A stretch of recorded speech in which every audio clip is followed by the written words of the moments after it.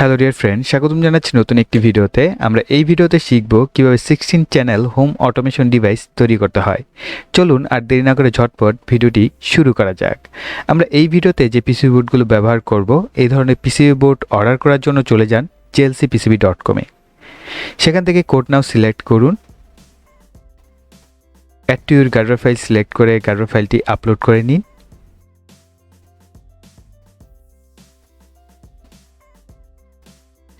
গার্ডার ফাইলটি আপলোড হয়ে গেলে কালার কোয়ান্টিটি সেট করে সেভ টু কার্ট করুন।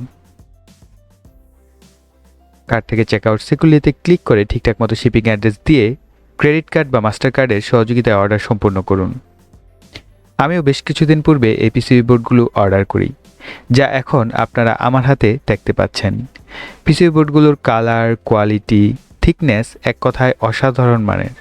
আমাদের এই প্রজেক্টটি তৈরিতে পিসিবি বোর্ড ছাড়াও প্রয়োজন হবে ESP নোড MCU 32 মডিউল একটি, 5 ভোল্ট ডিসি রিলে 16টি, AC টার্মিনাল ব্লক 16টি, BC547 ট্রানজিস্টর 16টি, 1N4007 ডায়োড 16টি, 330 ওহম রেজিস্টর 16টি, পাওয়ার সকেট একটি, female to male IC rail. চলুন আর দেরি না করে পিসিবি বোর্ডে পার্টসগুলো ঝটপট বসিয়ে নেই।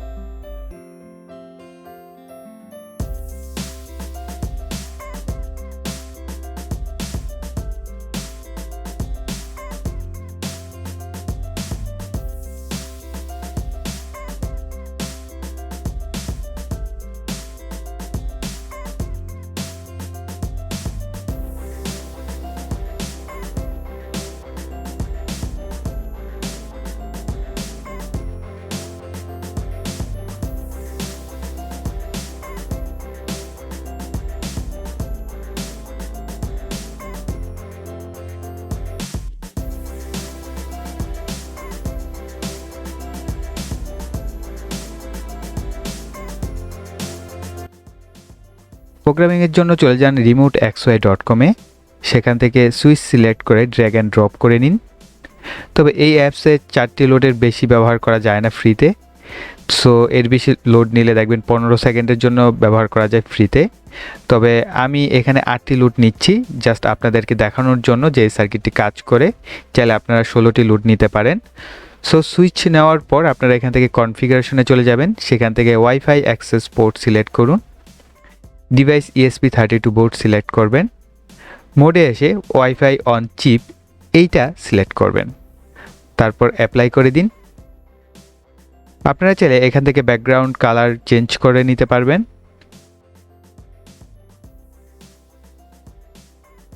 তারপর প্রতিটি সুইচ সিলেক্ট করে শেপ চেঞ্জ করে নেওয়া যাবে, অথবা এর কালারগুলো আপনারা চাইলে চেঞ্জ করতে পারবেন। এবং স্ন্যাপ টু পিনে নোড এমসিউ পিন ডিফাইন করে দিতে হবে। আমি ঝটপট 8টি বাটনই কনফিগারেশন করে নিচ্ছি।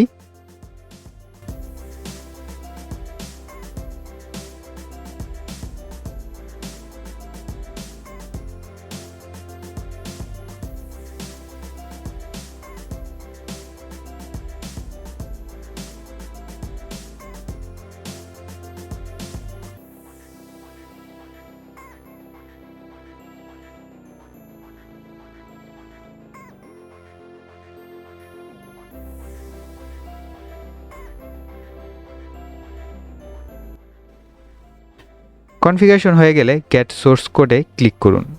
ডাউনলোড দ্য সোর্স কোডে ক্লিক করে কোডটি ডাউনলোড করে নিন। পাশাপাশি রিমোট এক্সওয়াই লাইব্রেরিটিও ডাউনলোড করে নিন। ডাউনলোড করা কোডটি ওপেন করে নিই। অবশ্যই খেয়াল রাখবেন রিমোট এক্সওয়াই লাইব্রেরিটি ইনস্টল করা আছে কিনা। যদি না থাকে, লাইব্রেরি ইনস্টল করার জন্য স্কেচে চলে যান, সেখান থেকে include library, add zip library, then আপনারা ফাইলটা সিলেক্ট করে ওপেন করলেই আপনাদের যে রিমোট এক্সওয়াই লাইব্রেরিটি আছে সেটা ইনস্টল হয়ে যাবে। আমি অলরেডি ইনস্টল করেছি, তাই আর আমি এখানে ইনস্টল করছি না। তারপর প্রোগ্রামটি ভেরিফাই করে নেব। দেন ESP32 সিলেক্ট করে সঠিক পোর্ট সিলেক্ট করে প্রোগ্রামটি ESP32 বোর্ডে আপলোড করে নেব।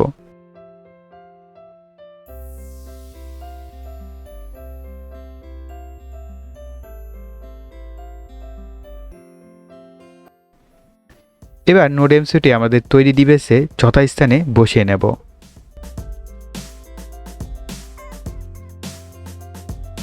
এখন মোবাইলের রিমোট এক্সওয়াই অ্যাপসটি ওপেন করার পর এখানে যে সুইচগুলো আছে আমরা যদি টাচ করি অনে, তাহলে আমাদের রিলেগুলো অন হবে, আবার যদি অফ করি তাহলে আমাদের রিলেগুলো অফ হবে।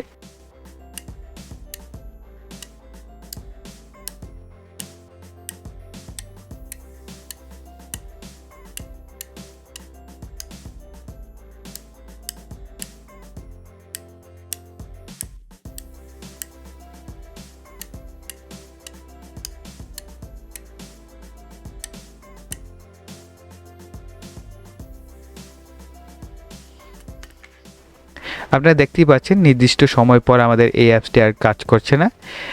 চাইলে আপনারা প্রো অ্যাপসটি কিনে নিতে পারেন, অথবা আমাদের পরবর্তী এই সার্কিটের আরও একটি ভিডিও আসবে, আপনারা ওই ভিডিওটার জন্য অপেক্ষা করতে পারেন। সেখানে আমরা চেষ্টা করব আপনাদের সাথে শেয়ার করার যে এই 16টি চ্যানেলকে আপনারা কীভাবে টোটাল ফ্রিতে অ্যাপস নিজেরা তৈরি করে সেটার মাধ্যমে অপারেট করতে পারেন। অলরাইট, সো আমাদের এই ভিডিও এই পর্যন্তই। আশা করি ভিডিওটি আপনাদের ভালো লেগেছে। ভালো লাগলে অবশ্যই ভিডিওতে একটি লাইক দিবেন, কমেন্ট করবেন, ভিডিওটি শেয়ার করবেন। আর যারা এখনও চ্যানেলটি সাবস্ক্রাইব করেনি অবশ্যই চ্যানেলটি সাবস্ক্রাইব করে পাশের বেল আইকনটি অ্যাক্টিভ করে দেবেন পরবর্তী ভিডিওর নোটিফিকেশন পাওয়ার জন্য। সো এই বেলা এখানে বিদায় নিব। সকালে ভালো থাকবেন, সুস্থ থাকবেন, টাটা।